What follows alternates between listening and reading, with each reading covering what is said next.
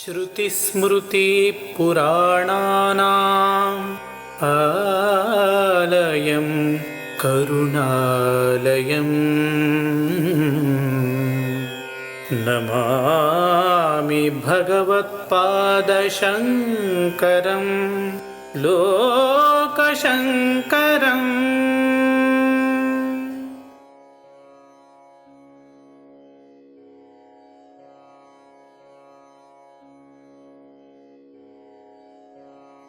श्रुतिस्मृतिपुराणानाम् आलयं करुणालयं नमामि भगवत्पादशङ्करं लोकशङ्करम्। विघ्नराज विशुद्धवाणी विशिष्ट विष्णु विशेष शंकर वायु जल गगन अनल अणु ओंकार ब्रह्मांड आदि मध्य अंतದ ವ್ಯಾಪ್ತಕ್ಕೆ ಸಚ್ಚಿತ್ ಆನಂದ ಆತ್ಮಜ್ಞಾನಕ್ಕೆ ರೂಪ ನೂರರ ಶುದ್ಧ ಚೈತನ್ಯಕ್ಕೆ ನಮೋ ನಮಃ. ಆತ್ಮೀಯ ಶ್ರೀ ಶ್ರೀ ಶಂಕರ ಭಗವತ್ಪಾದಾಚಾರ್ಯರ ಕಥೆ, ವಿಚಾರ, ಚಿಂತನೆ, ಸಾಧನೆ ಇವುಗಳ ಬಗ್ಗೆ ಆಸಕ್ತಿಯನ್ನು ಹೊಂದಿರತಕ್ಕಂಥ ಪ್ರೇಕ್ಷಕ ಮಹಾಶಯರೇ,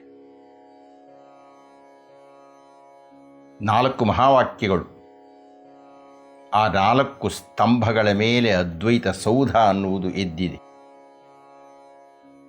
ಆ 4 ಮಹಾವಾಕ್ಯಗಳನ್ನು 4 ವೇದಗಳಿಂದ ಸ್ವೀಕಾರ ಮಾಡಿದ್ದಾರೆ. ಅದ್ವೈತ ಪರಂಪರೆಯ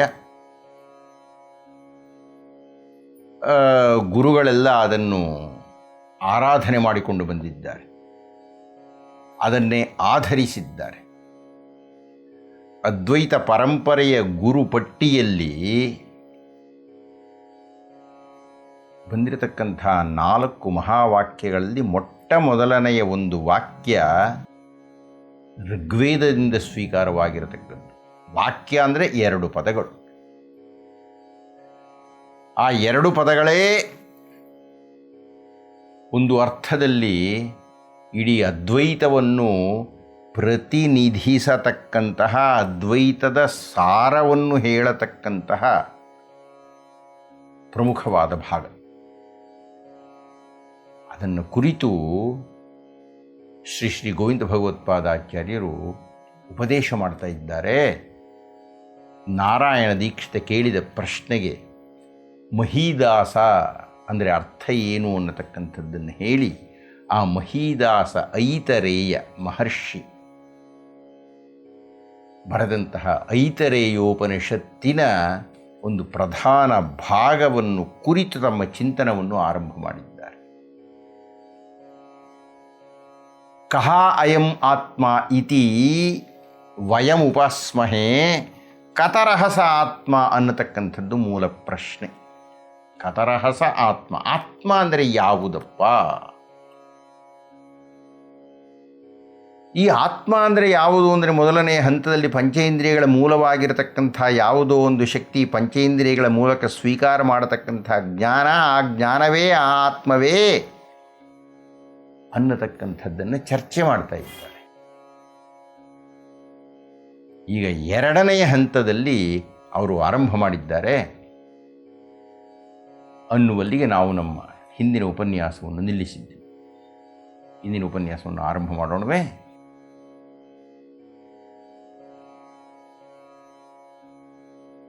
ಈ ದೇಹವೊಂದು ಸೃಷ್ಟಿಯಾದಾಗ ಈ ದೇಹದ ಅವಯವಗಳೆಲ್ಲ ಹೊಂದಿಕೊಂಡಾಗ, ಹೊಂದಿಸಲ್ಪಟ್ಟಾಗ ಯಾವುದೋ ಒಂದು ಶಕ್ತಿಯಿಂದ ಹೃದಯ ಡವಗುಟ್ಟಬೇಕು, ಶ್ವಾಸಕೋಶಗಳು ಗಾಳಿಯನ್ನು ಸ್ವೀಕಾರ ಮಾಡಬೇಕು, ಗಾಳಿಯನ್ನು ಹೊರಗೆ ದೂಡಬೇಕು, ಆಹಾರ ಒಂದು ಬಾಯಿಯಲ್ಲಿ ಪ್ರವೇಶ ಮಾಡ್ತಾ ಇದ್ದ ಹಾಗೆ ಹಲ್ಲುಗಳು ಅಗಿಯಬೇಕು, ನಾಲಿಗೆ ತಿರುವಿ ಹಾಕಬೇಕು, ಗಂಟಲಿನ ಕಡೆಗೆ ನೂಕಬೇಕು.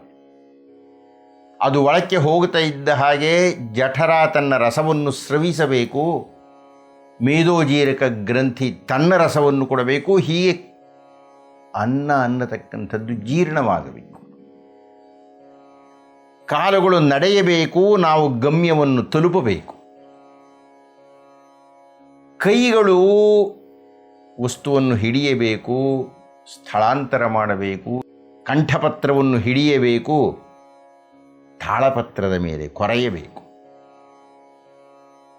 ಈ ಎಲ್ಲ ಕೆಲಸಗಳು ನಡೀತಾ ಇದೆಯಲ್ಲ. ಅಂದರೆ ಈ ದೇಹದ ಅಂಗೋಪಾಂಗಗಳು ಕ್ರಿಯಾಶೀಲವಾಗುವಂತೆ ಮಾಡತಕ್ಕದ್ದು ಯಾವುದು? ಅದೇ ಆತ್ಮವೋ? ಇದು ಎರಡನೇ ಹಂತದ ಪ್ರಶ್ನೆ. ಅದೇ ಆತ್ಮ ಇರಬೇಕು. ಅದು ಹೇಗೆ ಬಂತು? ಅದು ಎಲ್ಲಿ ಬಂತು? ಯಾವಾಗ ಬಂತು? ಯಾವ ಮಾರ್ಗದಲ್ಲಿ ಬಂತು? ಎಲ್ಲಿ ನೆಲೆಸಿತು? ಅದು ನಮ್ಮ ದೇಹದಲ್ಲಿ ಇರತಕ್ಕಂತಹ ನವರಂಧ್ರಗಳು ಅಂತ ಪ್ರಸಿದ್ಧವಾಗಿರತಕ್ಕಂಥದ್ದೆಲ್ಲ ಇಂದ್ರಿಯ ಮೂಲವಾದದ್ದು. ಕಣ್ಣು, ಕಿವಿ, ಮೂಗು ಇತ್ಯಾದಿ ರಂಧ್ರಗಳೆಲ್ಲ ಇಂದ್ರಿಯ ಮೂಲ. ಆದರೆ ನಾವು ಮಾತನಾಡ್ತಾ ಇರತಕ್ಕಂಥದ್ದು ಇಂದ್ರಿಯಗಳನ್ನು ನಿಯಂತ್ರಣ ಮಾಡ್ತಾ ಇರತಕ್ಕಂತಹ ಶಕ್ತಿಯಾದ ಯಾವುದೋ ಒಂದು ಆತ್ಮಶಕ್ತಿ. ಅದು ಎಲ್ಲಿ ಬಂತು? ಯಾವ ಮಾರ್ಗದಲ್ಲಿ ಬಂತು? ಅದು ಪ್ರವೇಶ ಮಾಡಿದ್ದು ವಿಧೃತಿ ಅಂತ ಬೈತಲೆಯ ಮಧ್ಯದಲ್ಲಿ. ವಿಧೃತಿ ಮಾರ್ಗ. ಅದಕ್ಕೆ ಆ ಮಾರ್ಗವನ್ನು, ಆ ಬೈತಲೆಯನ್ನು ಸೀಡಿಕೊಂಡು ಪ್ರವೇಶ ಮಾಡಿದ್ದನ್ನು ಬ್ರಹ್ಮರಂಧ್ರ ಅಂತ ಕರೆದು. ಆ ರಂಧ್ರದಲ್ಲಿ ಪ್ರವೇಶ ಮಾಡಿದ್ದು ಯಾವುದು? ಬ್ರಹ್ಮನ್. ಈ ಬ್ರಹ್ಮನ್ ಪ್ರವೇಶ ಮಾಡಿ ಎಲ್ಲಿಗೆ ಬಂತಯ್ಯ ಅಂದರೆ ಹೃದಯದಲ್ಲಿ ಬಂದು ನಿಂತಿತು. ಯದೇತದ್ ಹೃದಯಂ ಮನಸಶ್ಚ ಏತತ್. ಹೃದಯ ಅಂದರೆ ಮನಸ್ಸು. ಹೃದಯ ಬೇರೆ, ಮನಸ್ಸು ಬೇರೆ, ಮಿದುಳು ಬೇರೆ ಎನ್ನುವ ಅರ್ಥವೇನೂ ಇಲ್ಲ. ಹೃದಯ ಕರಗಿತು ಅಂದರೆ ಮನಸ್ಸೇ ಕರಗತಕ್ಕಂಥದ್ದು. ನನ್ನ ಹೃದಯಕ್ಕೆ ಸಂತೋಷವಾಯಿತಯ್ಯ, ಮನಸ್ಸಿಗೆ ಸಂತೋಷ ಆಗತಕ್ಕಂಥದ್ದು. ನನ್ನ ಹೃದಯ ನೊಂದಿತು, ಮನಸ್ಸಿಗೆ ನೋವಾಗತಕ್ಕಂಥದ್ದು. ಹೀಗೆ ಹೃದಯ ಬೇರೆ, ಮನಸ್ಸು ಬೇರೆ ಅಲ್ಲ. ಯತ್ ಏತತ್ ಹೃದಯಂ ಮನಸಶ್ಚ ಏತತ್. ಈ ಮನಸ್ಸಿನ ಮೂಲ ಯಾವುದಪ್ಪ? ಮನಸ್ಸಿನ ಮೂಲ ಅರಿವುಗಳ ಮೂಟೆ, ಜ್ಞಾನ ಸಂಗ್ರಹದ ಕೋಶ, ಅರಿವಿನ ಆಗರ. ಮನಸ್ಸಿನ ಹಿಂದೆ, ಹೃದಯದ ಹಿಂದೆ ಅಂತ ನಾವು ಮಾತಾಡ್ತೀವಲ್ಲ, ಇದನ್ನೆಲ್ಲ ನಿಯಂತ್ರಣ ಮಾಡ್ತಾ ಇದೆ ಅಂತ ಮಾತಾಡ್ತಾ ಇದ್ದೀವಲ್ಲ, ಅದು ಯಾವುದಯ್ಯ ಅಂದರೆ ಮತ್ತೆ ಮತ್ತೆ ದಾಖಲು ಮಾಡಬೇಕಾದ್ದು ಅದು ಜ್ಞಾನ. ಸೌಜ್ಞಾನಂ ಆಜ್ಞಾನಂ ಪ್ರಜ್ಞಾನಂ ವಿಜ್ಞಾನಂ ಮೇಧಾ ದೃಷ್ಟಿ ಧೃತಿ ಮತಿ ಮನೀಷಾ ಜ್ಯೂತಿ ಸ್ಮೃತಿ ಸಂಕಲ್ಪ ಕ್ರತು ಅಸು ಕಾಮ ವಶ ಇತಿ. ಈ ಎಲ್ಲ ಹೆಸರುಗಳು ಉಂಟಲ್ಲ, ಇದೆಲ್ಲವೂ ಆ ಜ್ಞಾನದ ಸ್ವರೂಪಗಳು. ಸೌಜ್ಞಾನಂ ಗುರುತಿಸತಕ್ಕಂಥದ್ದು. ಸೌಜ್ಞೆ, ಇದು ಆಕಳು, ಇದು ಎತ್ತು, ಅದು ಕುದುರೆ, ಇದು ಹಂದಿ, ಹೀಗೆ ಗುರುತಿಸ್ತಾ ಇದೆಯಲ್ಲ ಸೌಜ್ಞಾನಂ. ಹಾಗೆ ಗುರುತಿಸ್ತಕ್ಕಂಥದ್ದು ಯಾವುದು? ಅದು ಯಾವುದೋ ಮನಸ್ಸು. ಹೃದಯವೇ ಅದು. ಹೃದಯಕ್ಕೂ ಮನಸ್ಸಿಗೂ ವ್ಯತ್ಯಾಸವಿಲ್ಲ. ಅಜ್ಞಾನ. ಆಜ್ಞಾನಂ ಆದೇಶ ನೀಡತಕ್ಕದ್ದು. ವ್ಯಾಖ್ಯಾನಕಾರರು ಅದನ್ನು ಈಶ್ವರಾಜ್ಞೆ ಅಂತ ಹೇಳ್ತಾರೆ. ಇರಲಿ, ಈಶ್ವರಾಜ್ಞೆಯೂ ಇರಬಹುದು. ಈಶ್ವರಾಜ್ಞೆಯೇ ಅಂತ ಅನ್ನೋಣ ಮುಂದಿನ ಅಧ್ಯಯನದಲ್ಲಿ. ನೀನು ಈ ಕೆಲಸ ಮಾಡು, ನೀನು ಬರೀ, ನೀನು ಹೋಗಿ ಆ ಕಡೆ ಗಮನ ಕೊಡು ನೀನು, ಈ ರೀತಿ ಆದೇಶಗಳನ್ನು ಕೊಡ್ತೀವಲ್ಲ, ಯಾರು ಕೊಡ್ತಾ ಇದ್ದಾರೆ? ಜ್ಞಾನವೇ. ವಿಜ್ಞಾನಂ, ವಿಶೇಷವಾಗಿರತಕ್ಕಂಥ ಜ್ಞಾನ. ಯಾವುದದು ವಿಶೇಷವಾದ ಜ್ಞಾನ? ಯಾವನೊಬ್ಬನು ಮಾತನಾಡ್ತಾ ಇದ್ದಾನೆ, 1000 ಜನರ ಮಾತಿನಲ್ಲಿ ಇವನದು ವಿಶೇಷವಾಗಿ ಕಾಣುತ್ತೆ, ಅವನನ್ನು ವಾಗ್ಮಿ ಅಂತ ಕರೀತಾರೆ. 1000 ಜನ ಹಾಡುಗಾರರಲ್ಲಿ ಯಾವನೋ ಒಬ್ಬನು ವಿಖ್ಯಾತನಾಗಿ ಬಿಡ್ತಾನೆ, ಸಂಗೀತಾಗ್ರಣಿ ಅಂತ ಕರೀತಾರೆ. ನೃತ್ಯವನ್ನು ಮಾಡುವುದರಲ್ಲಿ ಯಾರೋ ಒಬ್ಬರು ಎಲ್ಲರನ್ನು ಮೀರಿಸಿ ಬಿಡ್ತಾರೆ, ನೃತ್ಯ ಶಾರದೆ ಅಂತ ಕರೀತಾರೆ. ಅಂದರೆ ವಿಜ್ಞಾನ ಅಂದರೆ, ವಿಶೇಷವಾದ ಜ್ಞಾನ ಅಂದರೆ ಕಲೆ. ಆ ಕಲೆಯ ಮೂಲ ಯಾವುದು? ಕಲೆಯ ಮೂಲ ಶಕ್ತಿ ಯಾವುದು? ಆ ಕಲೆಯ ಅಭಿವೃದ್ಧಿಯಾಗುವುದಕ್ಕೆ ಕಾರಣ ಯಾವುದು? ಜ್ಞಾನ. ಪ್ರಜ್ಞಾನಂ, ಅದು ಪ್ರಸಿದ್ಧವಾದ ಜ್ಞಾನ. ಪ್ರಸಿದ್ಧವಾದ ಜ್ಞಾನ ಯಾವುದ್ರಿ? ಇಡೀ ಭರತಖಂಡವನ್ನೇನು ಇಡೀ ಪ್ರಪಂಚಕ್ಕೆ ಮಾರ್ಗದರ್ಶಿಯಾಗಬಹುದಾದಂತಹ ಅತ್ಯಂತ ಪ್ರಾಚೀನವಾಗಿರತಕ್ಕಂಥ ಸಹಸ್ರ ವರ್ಷಗಳಿಂದ ಕೇವಲ ಸ್ಮೃತಿ ಮಾತ್ರದಲ್ಲಿ ದಾಖಲಾಗಿ ಬಂದಿರತಕ್ಕಂಥ ವಿಪುಲವಾದ, ವಿಸ್ತಾರವಾದ, ವಿಶೇಷವಾದ ಜ್ಞಾನ ಯಾವುದದು? ಅದೇ ವೈದಿಕ ಜ್ಞಾನ, ಅದೇ ಶಾಸ್ತ್ರಜ್ಞಾನ, ಅದೇ ಪ್ರಜ್ಞಾನ. ಯದೇತತ್ ಹೃದಯಂ ಮನಸಶ್ಚೇತತ್ ಸಂಜ್ಞಾನಂ ಆಜ್ಞಾನಂ ವಿಜ್ಞಾನಂ ಪ್ರಜ್ಞಾನಂ. ಮೇಧಾ, ದೃಷ್ಟಿ, ಧೃತಿ, ಮತಿ, ಮನೀಷಾ. ಮುಂದಿನ 5 ಮೇಧಾವಿ ಕಣೆಯ. ಅಂದರೆ ಮನಸ್ಸಿನಲ್ಲಿ ದಾಖಲಾಗಿರತಕ್ಕಂಥ ಶಕ್ತಿಯ ಅತ್ಯಪೂರ್ವವಾದ, ಅತಿಶ್ರೇಷ್ಠವಾದಂತಹ ಸಿದ್ಧಿ ಅದು ಮೇಧಾ. ಅದಕ್ಕೆ ನಾವು ದಕ್ಷಿಣಾಮೂರ್ತಿಯನ್ನು ಭಜಿಸುವಾಗ ಮೇಧಾ ದಕ್ಷಿಣಾಮೂರ್ತಿ ಅಂತ ಕರೀತೀವಿ. ದೃಷ್ಟಿ, ನೋಟ ಬೇರೆ, ಅದಾಗಲೇ ಇಂದ್ರಿಯದಲ್ಲಿ ಬಂದುಬಿಟ್ಟಿದೆ. ಏನವಾ ಪಶ್ಯತಿ, ಅದು ಎಲ್ಲರೂ ಮಾಡ್ತಕ್ಕಂಥದ್ದು. ಇಲ್ಲಿ ದೃಷ್ಟಿಯೇ ಸೃಷ್ಟಿ. ಸೃಷ್ಟಿ ಮಾಡಬಲ್ಲ ದೃಷ್ಟಿಯ ಮೂಲ ಶಕ್ತಿ ಯಾವುದ್ರೀ? ಜ್ಞಾನ.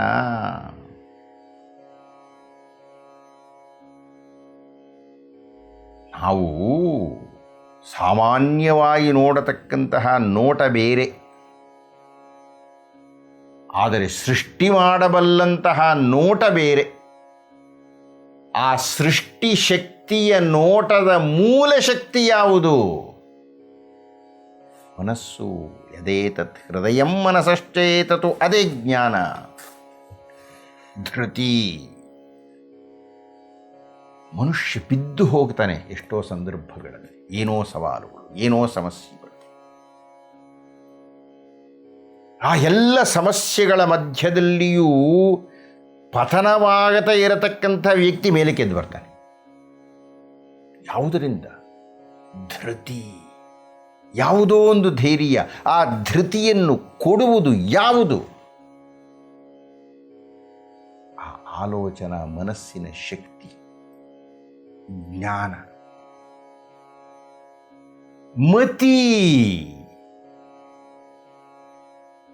ಮತಿರಾಗಾಮಿ ಗೋಚರ ಅಂತ. ಸ್ಮೃತಿರ್ವ್ಯತೀತ ವಿಷಯ. ಮತಿರಾಗಾಮಿ ಗೋಚರ ಬುದ್ಧಿಸ್ತಾತ್ಕಾಲಿಕೀ ಜ್ಞೇಯ ಪ್ರಜ್ಞಾತ್ರೈಕಾಲಿಕೀ ಮತ. ಪ್ರಜ್ಞಾ, ಆ ಪ್ರಜ್ಞಾ ಅನ್ನತಕ್ಕಂಥದಕ್ಕೆ 3 ಭಾಗ ಇದೆಯಯ್ಯ. ಅದರೊಳಗೆ ಮತಿ ರಾಗಾಮಿ ಗೋಚರ. ಹೀಗೆ ಮಾಡಿದರೆ ಹೀಗಾಗಬಹುದು ರೀ, ಅನ್ನುವ ಲೆಕ್ಕಾಚಾರದಲ್ಲಿ ಭವಿಷ್ಯವನ್ನು ಊಹಿಸಿ ಚಿಂತನೆ ಮಾಡಬಲ್ಲಂತಹ ಶಕ್ತಿ ಯಾವುದದು? ಜ್ಞಾನ. ಅದೇ ಪ್ರಜ್ಞೆ ಅಂತ ಹೇಳಿಬಿಟ್ಟ ಆಗಲೇ. ಮನೀಷಾ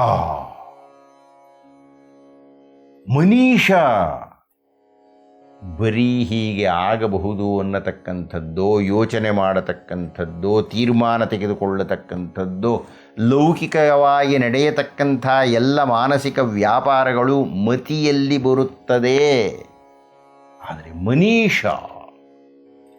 ಮನೀಷ ಅಂದರೆ ಸ್ವತಂತ್ರವಾಗಿ ಸೃಷ್ಟಿ ಮಾಡಿ ಹೊಸತನ್ನು ನೀಡತಕ್ಕಂಥದ್ದು. ನಾವು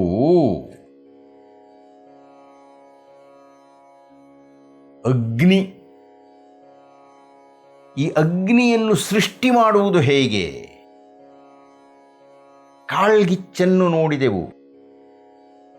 ಮರಕ್ಕೆ ತಿಕ್ಕಿತು, ಕಿಡಿ ಹೊರಟಿತು, ಬೆಂಕಿ ಹತ್ತಿತು. ಅದನ್ನು ಕಂಡ ಋತ್ವಿಜರಿಬ್ಬರು ಅರಣಿಯನ್ನು ಘರ್ಷಿಸಿದರು.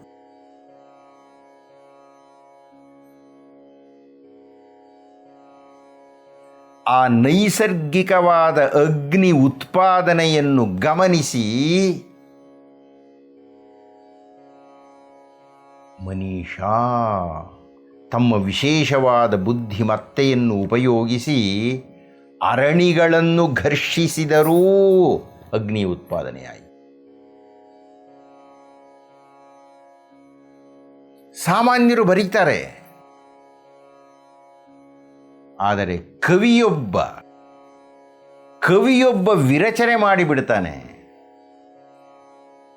ಸಾಮಾನ್ಯ ದೃಷ್ಟಿಕೋನಗಳು, ಸಾಮಾನ್ಯ ವಿರಚನೆಗಳು ಬೇರೆ. ಸೂರ್ಯನನ್ನು ನಾವು ಕಾಣ್ತೀವಿ, ಸೂರ್ಯನಿಗೆ ನಮಸ್ಕಾರವೊಂದನ್ನು ಮಾಡ್ತೀವಿ. ಆದರೆ ವಿಶ್ವಾಮಿತ್ರ ಮಹರ್ಷಿಗಳು ಆ ಸೂರ್ಯ ದರ್ಶನವನ್ನು ಮಾಡಿ ತಪಸ್ಸಿನಿಂದ ಕಂಡುಕೊಂಡರೂ ತತ್ಸವಿತುರ್ವರೆಣ್ಯಂ ಭರ್ಗೋ ದೇವಸ್ಯ ಧೀಮಹಿ ಧಿಯೋ ಯೋ ನಃ ಪ್ರಚೋದಯಾತ್. ಮನೀಷಾ ಎಷ್ಟು ಪ್ರಸಿದ್ಧವಾಗಿ ಹೋಯ್ತದೋ. ಸಾವಿರ ವರ್ಷಗಳಿಂದ ಗಾಯತ್ರಿ ಮಂತ್ರ ಅನ್ನತಕ್ಕಂಥ ಪ್ರಸಿದ್ಧಿಗೆ ಪಕ್ಕಾಗಿ ಅದು ಕೋಟಿ ಜನರ ಬಾಯಿನಲ್ಲಿ ಪ್ರತಿನಿತ್ಯ ಸಂಧ್ಯಾವಂದನೆಯಲ್ಲಿ ಮೊಳಗಿ ಬಿಡುತ್ತಿದೆ. ಮನೀಷಿಯಾಗಿ ಬಿಟ್ಟರು ವಿಶ್ವಾಮಿತ್ರ ಮಹರ್ಷಿಗಳು.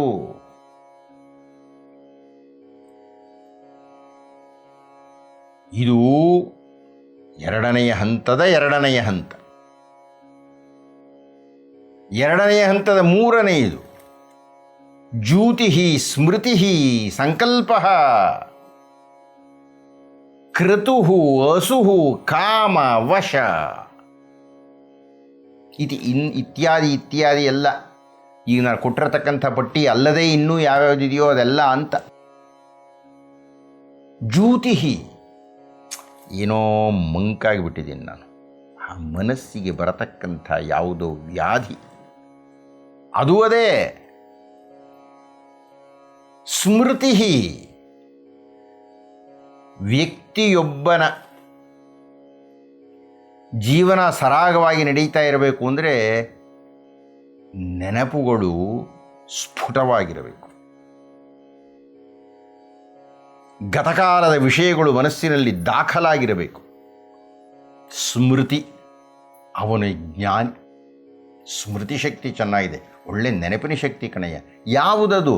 ಜ್ಞಾನ. ಸಂಕಲ್ಪ, ನಾನು ಏನನ್ನಾದರೂ ಸಾಧಿಸ್ತೀನಿ,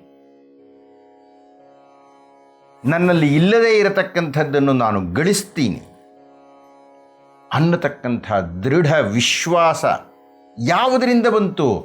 ಜ್ಞಾನ.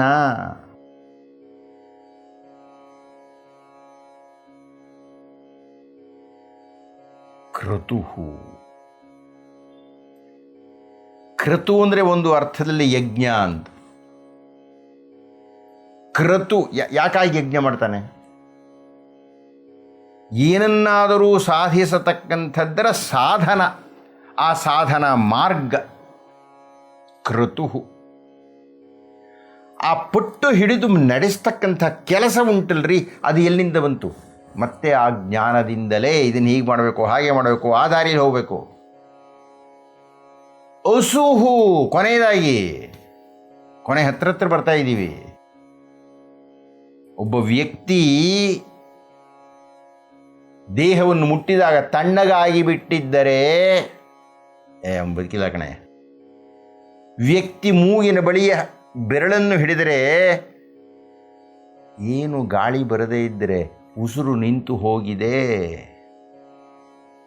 ಹೃದಯಕ್ಕೆ ಕಿವಿಯನ್ನು ಕೊಟ್ಟಾಗ ಡಬಡವ ಅನ್ನತ್ತೆ, ಹಾಗೆ ಅನ್ನದೇ ಹೋದರೆ ಅವನಿಲ್ಲ. ಹೀಗಾಗಿ ವ್ಯಕ್ತಿಯೊಬ್ಬನ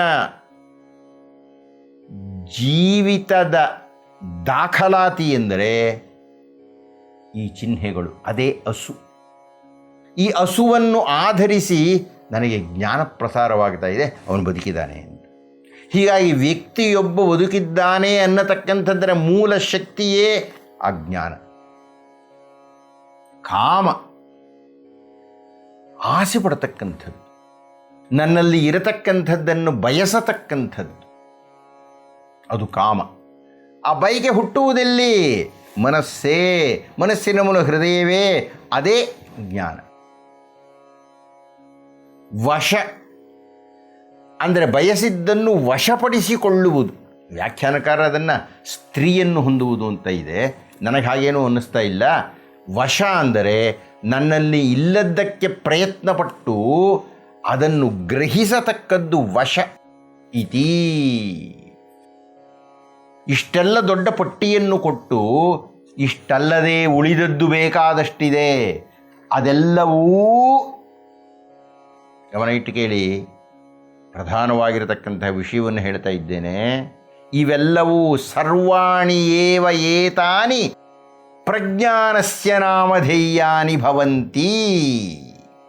ಈ ಎಲ್ಲವೂ ಇಷ್ಟೊತ್ತು ಒಂದು ಪಟ್ಟಿ ಕೊಟ್ಟನಲ್ಲ, ಎಲ್ಲಿಂದ?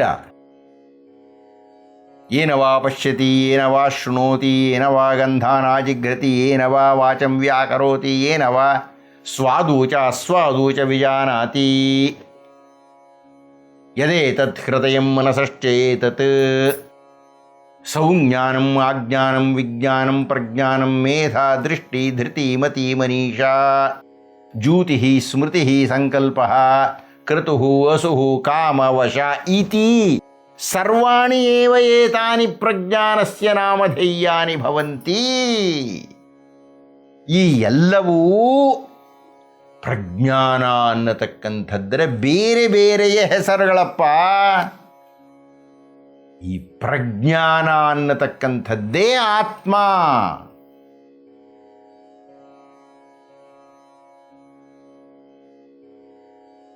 ಎಲ್ಲರೂ ಗುರುಗಳು ಹೇಳಿದ್ದನ್ನು ಪರಿಭಾವಿಸಿ ಅಲ್ಲಿಗೆ ಉಪದೇಶ ಮುಕ್ತಾಯವಾಯಿತು ಅಂತ ಅಂದುಕೊಂಡರು.